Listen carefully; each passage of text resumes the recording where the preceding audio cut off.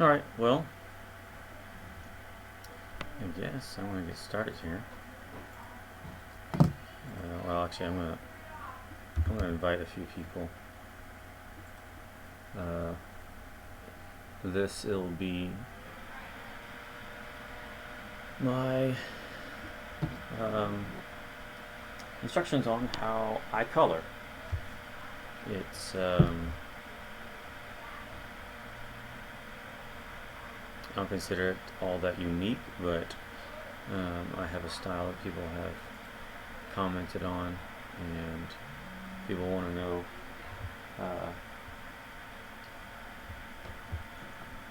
how I do my colors. And I can sit down and with each person that wants to know, or I could just record it. So let me let people know. And then we'll get started. Alright, so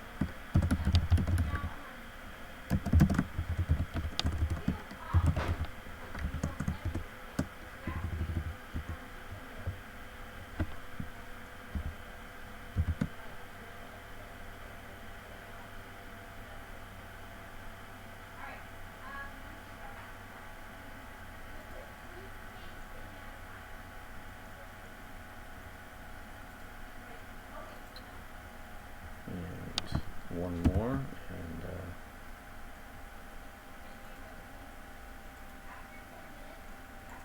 one more invitation will be good.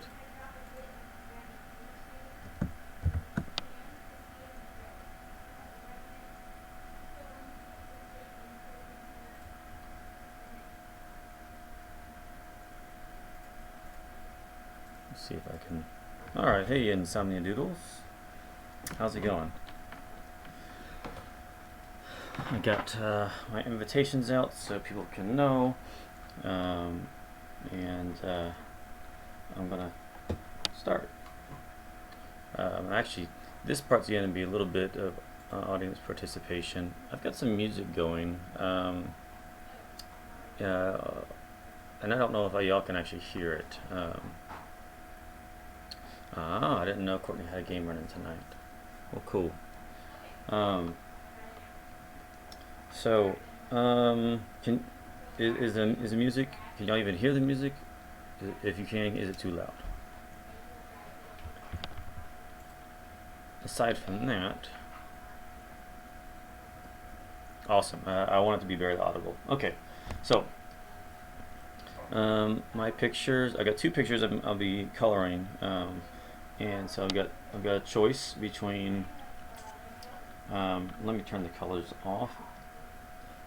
So I've got this floating lady here, and I have this aquatic dude here. Which one y'all want me to color? I gotta color them both.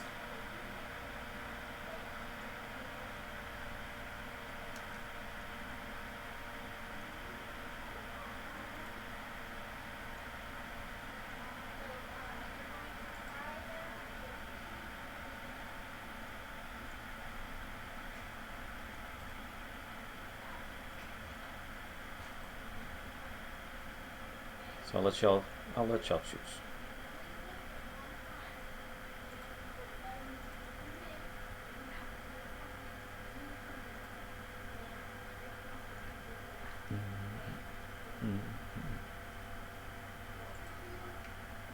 assuming anybody's still listening. So I'll give a little bit more. I actually have one more place I can share my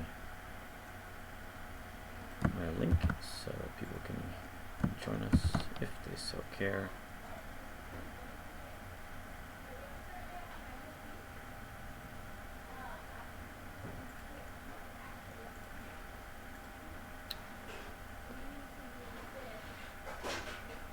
That's fine. So it's okay. Distractions are fine. They're expected with Twitch. So so this dude. All right, we'll go with this dude.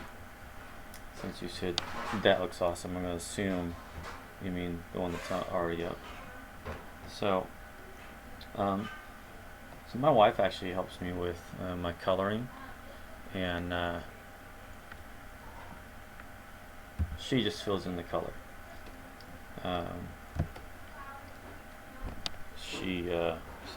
It's like coloring in the lines, like a coloring book, and so that's kind of what she does. And then it's my job to go back and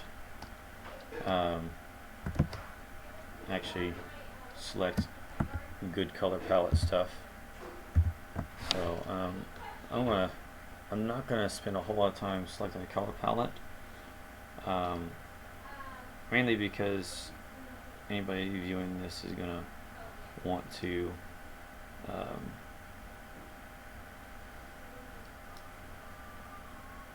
is going to know how to color, not so much be concerned about color palettes.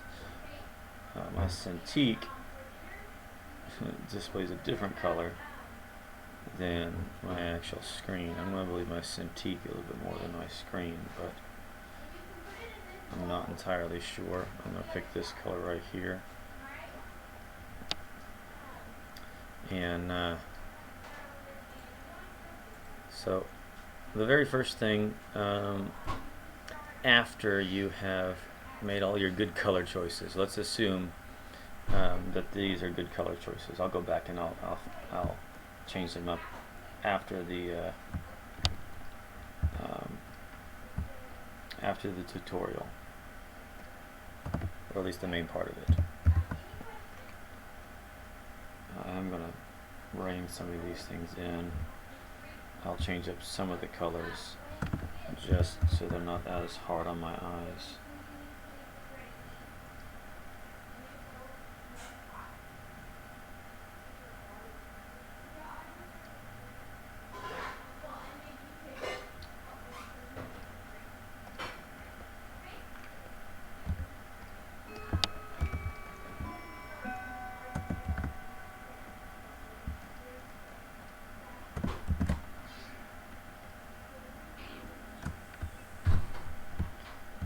So, hopefully I'm not taking wrong tool. I have a favorite tool, favorite brush that I use. Let's see when I can find it. There it is. My favorite tool, my favorite brush. So, there are several of the colors on here I'm not too excited about, but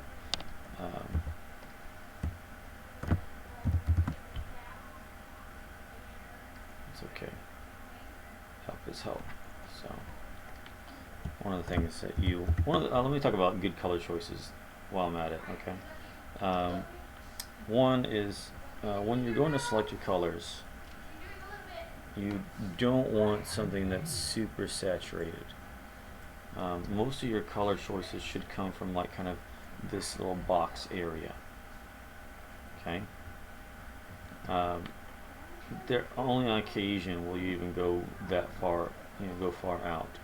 And in fact, even like on the whites of the eyes, you want to be careful with those.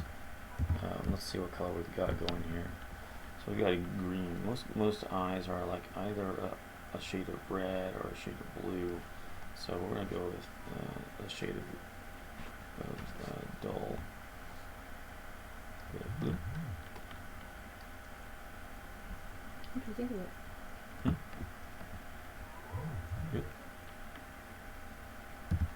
coloring right now? I'm coloring this guy. About to actually do the lights and the shadow stuff. Oh, okay.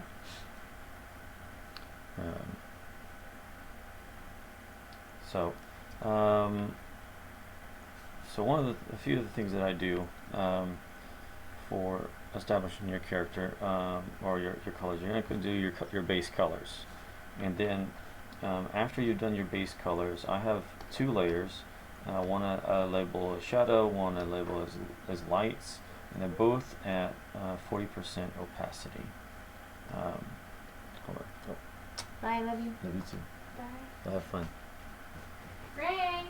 Or be safe, rather. Both. So you're going to after you take the color, after you've done your colors, we'll assume we're done here, and you'll duplicate your color layer, throw it on top of your lights and your shadow, clip those back. I do Control-Alt-G for clipping. You could also go up to layer. Let me see, where is that? Yeah, it's going to be this area. I should say something about the clipping mask. And so then once you do that, then click back onto your base color copy and change that to color. Okay. Afterwards, go to your shadow. I like to start with the shadows first, and then I pick black. With black, I'll then begin to color my shadows, and this is where it gets fun for me. So with a black color, whatever brush you want to use, then you can start coloring in the shadows. Wherever shadows would sit in your picture, that's where you're going to do it. Now, after this, I'm going to go back and I'm going to change up. I got some really cool things I want to do for some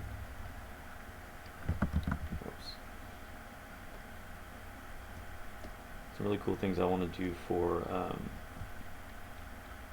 these gills, getting certain colors fading and popping and all that stuff. So, but at this time, you're gonna go through and you're gonna throw in your shadows.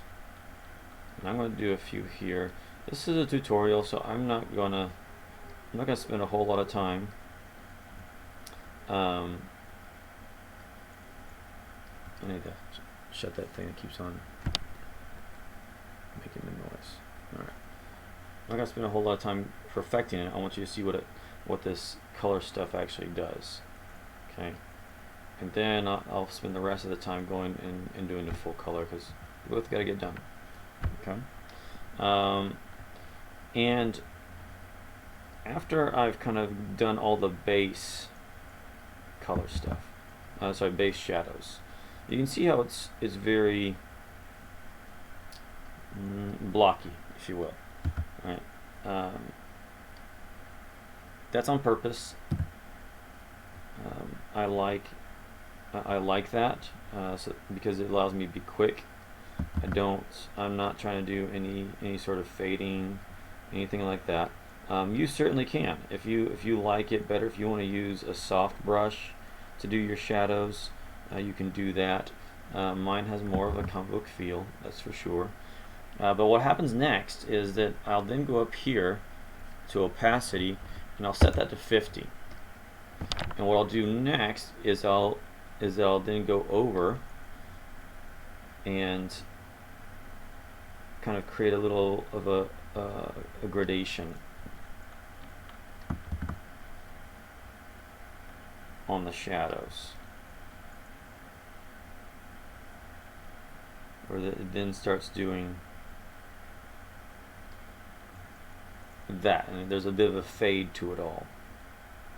There are some shadows that are going to be hard and crisp. There will be some where you wouldn't do this at all. There are some shadows where this is all you do, where you just do 50%. It might be really, really faint, but still there. Sometimes in the face I do that, like right underneath the cheekbone or something. I might do that, or maybe in little divots in there where I don't want something really, really dark. So that's how I do the shadows. And then afterwards, I'll hit the lights. And the lights is the exact same thing. No problem, Insomnia. But lights are the exact same thing, except with white. I press. You can go up here and change your opacity, or you can press a number to get the opacity that you want. But then you can do the exact same thing. But what I tend to do with lights is I start at 50%, and instead of starting at 100, because I find lights to be a little bit more soft.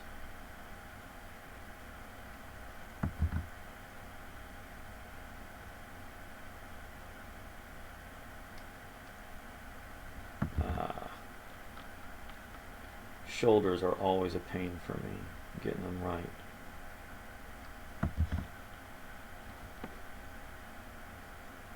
I suppose that's good for y'all to see me struggle with the process. All right, and so I'll clean that up. So say if I went beyond a line or a spot I didn't want to go, I can clean that up now, because this is still 50%.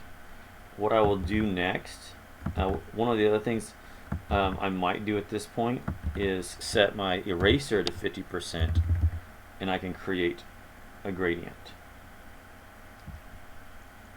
right there. Oops, let me go smaller. See that? Now for things that are particularly bright, so like I say, I'm gonna do this metal up here. I start at 50%. I'm not gonna do an eraser at half. I'm gonna go and put my opacity up to 100%, and I might hit the edges and get a nice little sheen going on there. Or if I'm trying to do a particular sparkle on, like, say, the earring right there. And then one of the things at the very end that I'll always do, I shouldn't say always, that's a big thing, is I might do another layer on top of everything and hit it with a speckled light of some sort. If I need something just extra bright, that's what I'll do up there. Now, the next thing that sets my color method apart from others is what I do at the very end, and so it's going to be kind of hard to see the power of this one without the finished illustration, but we're going to try it right now. At the very end, afterwards, after I've got all of my colors, and actually one thing before I even get to this part, the reason you want this extra color layer, so you got the base color, and then I do my shadow, my lights, and then on top of that I have another color layer that's just a copy of the base color, and then I set that one to color. And the reason for that is if you just do black and white, if you just do the shadows and the lights on top of your color, then what they're going to do is going to be very flat. Okay, and you'll see how it just looks gray. And sometimes that looks okay, but you want color in your shadows and in your lights. So that's something you want to keep. At the very end, what I'll do is after I've done that to everything, all the shadows, all the highlights, all the lights, I'll then go and I'll select a gradient right here. Generally, what I'll do is that'll be a radial gradient up here. You can pick a radial gradient, and the very first one I kind of flip back and forth between which one I do. whether I do the reverse first or the reverse second. But we're going to pick a color, and for this part I like to pick something very, very bold. I can see it right away. And I'm going to pick, right now I'm going to do a gradient that's going to be basically my light source. Okay, and so I want it to affect a good bit of him, and so I'll do that. Okay, now go ahead and throw that under your lines, but go ahead and clip it. Okay, again, for clipping, if you can either do Control-Alt-G, or you can go up to Layer and do Create Clipping Mask, just like that. Now that seems kind of bright, and that's on purpose. I want to be able to see it. The next part that I'm going to do is I'll double click on layer 3, and that's going to bring up your layer styles. Okay, so now since this is a light source, it's a highlight. What I'm going to do is, see at this you have these two gradient bars, and you're going to pick, you're going to move the slider on the underlying layer so that you start to get some of your shadows popping through. Okay, you can see right here how the shadows that I just did are no longer have any red on them. So all the kind of like the dark stuff that's gonna happen to it. Then if you hold down Alt and click on one side of this little gradient thing, it will open up and it'll allow you to select just how much of the shadow you allow to come through and how much you don't. Okay, since this is a highlight, I'm mainly aiming right now at looking at the lights, the bright spots of the skin. Then I select one of these fancy blend modes. Usually a color dodge, sometimes it's an overlay, but I'm going to go with color dodge first. And I'm not sure if I like that color right now, but I think the amount of effect it's having on the color is about what I want. I don't want a whole lot. So if I say OK and I turn it on and off, you can see how it makes the skin just pop, especially in those colors. And now if you do Control U, or if you go up to Layer, Image, Mode, Adjustments. I'm so used to all the shortcuts. Then go over to Hue and Saturation, or Control U. Now you can slide this this bar across until you get something that you really like. And mainly just pay attention to the skins, to the highlights, until you find something you like. And you can even affect the amount of saturation in that, even the darks and the lights, to kind of get a color tone that you're looking for.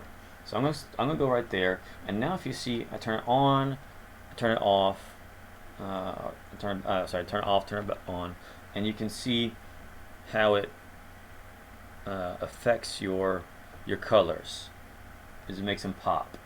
Then the next thing that I'll do is I'll create a second layer. I'll clip it. Remember, go up to Image, Create Clipping Layer, or Control Alt and G, and I'm going to do the reverse. Click reverse up here with that radial gradient, and sometimes I'll make it a radial, sometimes I'll make it a flat, depending upon the scene, and that part you really got to play with. So coming from the same source, I'm going to do the exact same thing. Now I've got kind of the reverse going on. All the colors is going to have a gradient come up from that direction. Now, double click on layer 4. It'll bring up your layer style. Now, all I'm doing is affecting the shadows. So I'm gonna pull the underlying layer bar across until the lights start popping through. And mainly I'm trying to affect up here where most of my lights are right now, because it's kind of hard to see some of the other stuff. Again, click on Alt in one of these side parts, and it'll start to open up, and just how much of the shadows you affect is determined by how far apart these are, and so just pick something that you think looks good for your shadows. Okay. Again, you're also going to work with your opacity, and I think about like that color. Probably not. The color you start with is probably not going to be the color you end up with. So I picked. I like how little that's affecting it, but just enough. And then I'm going to go ahead and play with the color to find a color that I like. You know, if you want some, it all depends on what. Actually, even before that, this portion, I'm going to do a multiply. Okay, I need to actually really play with these colors a little bit more. I'm going to kick up the saturation in that. I'm going to kick up the light in there. And now what I'm going to do is I'm going to play with these colors to find a color of shadow that I like. Actually, sometimes I'll either do multiply or sometimes I'll do color. If I already feel like it's dark enough, I'll pick color as opposed to another multiply. So in this case, I'm definitely picking color, and I'm going to find a color. I don't pay attention to the rest of it right now. Just pay attention to those shadows that you created earlier, that I created earlier. We can pretend you did, because this tutorial is for you. Okay, so we're going to play around until we find a color that we like, the amount in there that we want. And I will say that I'm not entirely happy with the shadows where they are, so the particular shape of the shadows is not exactly what I'm going for right now, but I can pick a cool color. Maybe pick a cool color because of the water that's reflecting off of there, and then that's it. Now, because this is not a fully complete illustration, fully complete illustration. I want to show you what this will look like from kind of start to finish.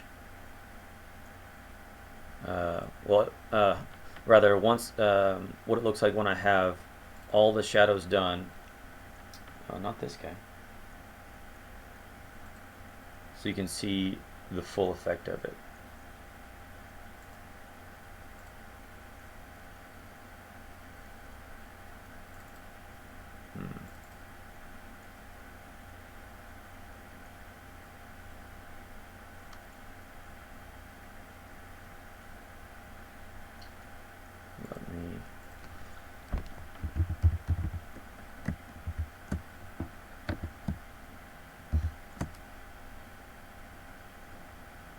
I had a picture that I knew. That picture I pulled up was the one I wanted, but I feel like that it wasn't. Yeah, there it is. All right. So this has a few other filters on here, and I'm going to go ahead and turn them off. Sometimes when you have something that's especially glowy, especially bright, I'll do something on top of the line art. Here you see where it says vector art. I have a little glow that is just on top of it, just faint enough to make even the dark blacks glow a different color. It's a hard light. That's the type of stuff you just got to play with and learn as you go. Okay. So I'm going to take us all the way back to where we don't have any colors. Okay. So this is what it would have looked like at the very beginning with my line art. I did my colors and was fairly okay with where the colors were there. I then duplicated that and put it on top. Okay, so that's what this layer 5 is. It's set at color. It's the exact same thing as the one below it. And then I would have done my shadows, and if you notice in these shadows you got two shades of shadows, a dark one and then a kind of a gradient. I'm not too concerned. Now this is my art, this is my style. I'm not too concerned about precision.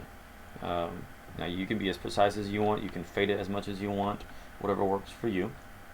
And then after that, I would have gone and done my lights. And so all my light sources, again, I don't do precision lights and making those perfect. That's just the type of artwork I create. Okay.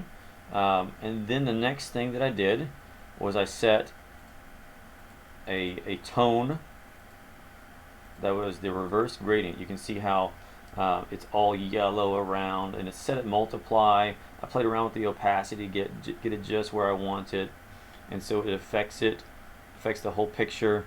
Kind of mutes some of the bright colors or the saturated colors all around. And then I had a color dodge layer set right there. This is the light source right there. His hand is glowing, so that's where my light is from. If it had been, the sun or something, I would have been up above him. But it's set at a color dodge. I brought the opacity down, and it's just affecting all the lights around there. Now, this particular picture, I wanted a little bit more of that effect, where I had a specific color that was affecting everything.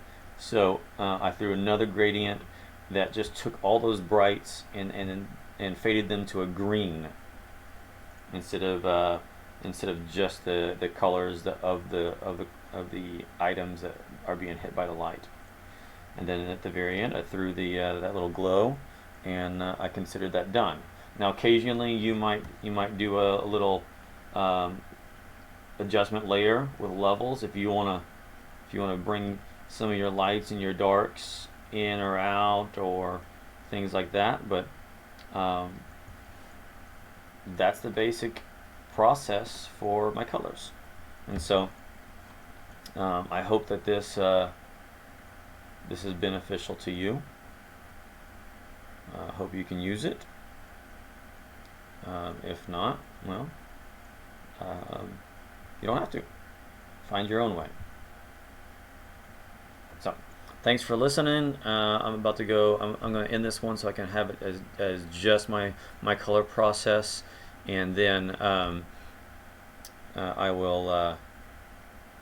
start another. I'll stream again and work on that piece that I first started. This guy right here. All right. Thank you so much.